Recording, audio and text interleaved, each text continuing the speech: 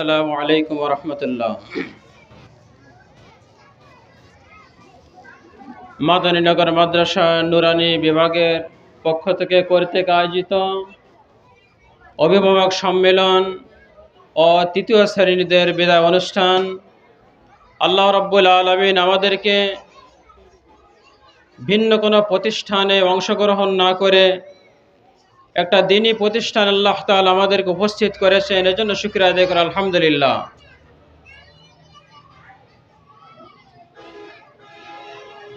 আল্লাহ পাক রব্বুল আলামিনের দরবারে লাখো শুকর যে আল্লাহ তাআলা এওয়াত্র অঞ্চলের ভিতরে একটা দ্বীনি প্রতিষ্ঠান, গণানুগতিক কোনো প্রতিষ্ঠান না, মাদানীনগর মাদ্রাসা আদর্শ নুরানি বিভাগের সকল অভিভাবকদেরকে বলবো, আল্লাহ রব্বুল আলামিন আমাদের কাছে অনেক কিছু আমানত দিয়েছেন। আমরা আমানত মানে বুঝতে পারি অনেক সময় টাকা পয়সা লেনদেন, এগুলোই আমানত মনে করি, কিন্তু সন্তাতি এটা আমাদের পরে আল্লাহ তাআলা আমানত দিয়েছেন। এদেরকে সুচারুভাবে আমরা পরিচালিত না করি, সুশিক্ষা না দিই, তাহলে কাল কিয়ামতের ময়দানে এর জবাবদিহিতার আওতায় আমাদের থাকতে হবে। এই জন্য সন্তাতি এটা একটা আমানত, আর আমানতের খেয়ানত করলে আল্লাহ তাআলার কাছে জবাবদিহিতা দিতে হবে। এই জন্য পিতা মাতা উভয়ের সুপরামর্শে আমাদের সন্তানদেরকে সুশিক্ষা দিতে হবে। স্কুলে পড়াইলে, কিন্ডারগার্টেনে আমাদের সন্তানদেরকে পড়াইলে তারা বাংলা, অঙ্ক, ইংরাজি শিখবে, কিন্তু ধর্মীয় শিক্ষা থেকে তারা বঞ্চিত থাকবে। আর মানুষ যখন ইন্তেকাল করে তখন তার 3টা আমল জারি থাকে। তার ভিতর একটি হলো, যখন সৎ সন্তান হিসেবে গড়ে রেখে যাওয়া হয়, এই সন্তান আমার জানাজার নামাজ পড়াইবে, আমার সামনে কোরআন তেলাওয়াত করবে, আমার জন্য ইন্তেকালের পরে দোয়া করবে। সন্তানকে এতটুকু যোগ্য দক্ষতা যদি করে না রেখে যেতে পারে, কাল কিয়ামতের ময়দানে এটার জবাব দিতে হবে। এজন্য মাদ্রাসায় পড়াইলে লাভ কি? বাংলা, অঙ্ক, ইংরেজি, ধর্মীয় শিক্ষা সহ সকল শিক্ষার আওতায় চলে আসতেছে। এই জন্য পিতামাতার উভয়ের সুপরামর্শে আমাদের সন্তানদেরকে সুশিক্ষা দিতে হবে, দ্বীন শিক্ষা দিতে হবে। এই জন্য হজরতে রসুল করিম সাল্লাল্লাহু আলাইহি ওয়াসাল্লামের জামানায় রসুল করিম সাল্লাল্লাহু আলাইহি ওয়াসাল্লামের খাদেম ছিলেন হজরত আনাস রাদিয়াল্লাহু তাআলা আনহু। ওনার পিতা আর মাতা দুইজনের পরামর্শ করেছেন। ওই সময় এই ধরনের শিক্ষার কোনো ব্যবস্থা ছিল না। উলামায়ে কেরামের সংস্পর্শে থেকে, রসুলের দরবারে থেকে সাহাবায়ে কেরামরা অনেক বড় হয়েছেন। তাই ওনারা মশওয়ারা করলেন, আমাদের সন্তানকে দ্বীন শিখাতে হবে, এলেম শিখাতে হবে, আল্লাহওয়ালা বানাইতে হবে। কি করা যায়? স্বামী স্ত্রী উভয়ে মশওয়ারা করলেন, করে ওরা সিদ্ধান্ত নিলেন যে জনাবে মুহাম্মদুর রাসূলুল্লাহ সাল্লাল্লাহু আলাইহি ওয়াসাল্লামের দরবারে যদি আনাসকে রেখে আসতে পারি, তো রসুলের চলাফেরা, উঠা বসা, লেনদেন, কাই কারবার, তার সব কিছু এই সন্তান ধারণ করবে, তো এই সন্তান বড় আলেম হয়ে যাবে।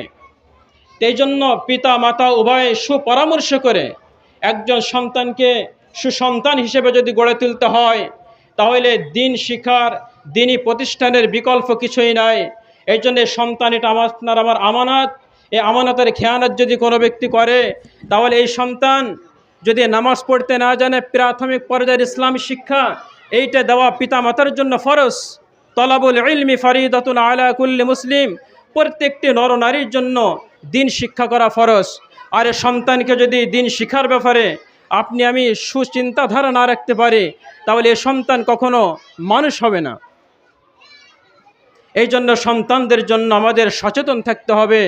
আমার সন্তানকে দ্বীন শিখাইতে হবে, মাদ্রাসামুখী করতে হবে, পরকাল জিন্দা করতে হবে। এই সন্তান যদি প্রাথমিক পর্যায়ের ইসলামী শিক্ষা, নামাজ, রোজা, হজ, যাকাত, উজু, গোসল, হালাল হারাম এগুলো তমিজ করে যদি একটা সন্তান জিন্দেগিতে চলতে না পারে, আর এ চলার পথে যদি সে ভুল করে, তাহলে এর গুনাহ পিতা মাতার আমল নামায় জমা হবে। এই জন্য সন্তানকে সুসন্তান হিসেবে গড়ে তুলতে না পারলে, সে যদি কোনো গুনাহের কাজ করে ইলম না থাকার কারণে, সুশিক্ষা না থাকার কারণে, তাহলে তারা আল্লাহ তাআলার কাছে দায়ী হয়ে যাবে। এই জন্য এই জিম্মাদারিটা আমরা আদায় করার জন্য সকলেই চেষ্টা করব। আলহামদুলিল্লাহ, গতানুগতিক কোনো মাদ্রাসা মাদানীনগর মাদ্রাসা না, আমার হুগলাডাঙ্গা থেকে এবছর এত সাড়া পেয়েছি যে বহুত নতুন শিক্ষার্থী এখানে ভর্তি হবে।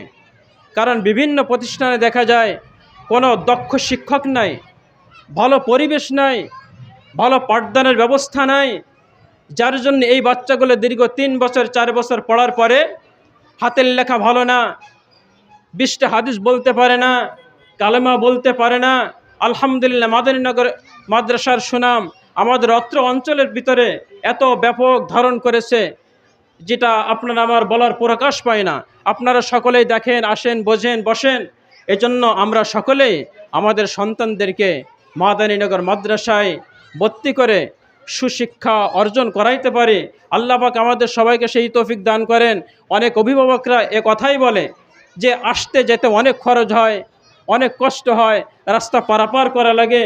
ভাই, আমি তাদেরকে বলবো যে একটা সন্তান আজ এই নিজ খামার থেকে জিলা স্কুলে চলে যায়, শহরের অনেক ভালো ভালো প্রতিষ্ঠানে সেখানে ভর্তি করায়, তো তার কি খরচ হইতেছে না? কারণ সুশিক্ষা অর্জন করার জন্য নিজের সন্তানের জন্য আসার কষ্ট, যাওয়ার কষ্ট, অর্থের কষ্ট, সমস্ত কষ্ট যন্ত্রণা তার পোহানো লাগে। এই জন্য সুশিক্ষা যদি দিতে হয়, তাহলে চিন্তাধারায় যদি ভুল হয়ে যায়, ফাউন্ডেশনে যদি ভুল হয়ে যায়, এই বিল্ডিং কখনো উঁচা করা যাবে না। এই জন্য সন্তানের ব্যাপারে আপনি আমি সুচিন্তা রাখবো, ভালো ধারণা রাখবো। অভিভাবকের দায়িত্ব, পিতামাতার দায়িত্ব আমরা আদায় করার চেষ্টা করব। আল্লাহ পাক রব্বুল আলামিন আমাদের সকলকে এই প্রতিষ্ঠানের সাথে সুসম্পর্ক রেখে, আর মোহতামিম সাহেব হুজুর আলহামদুলিল্লাহ নুরানি বিভাগ নিয়ে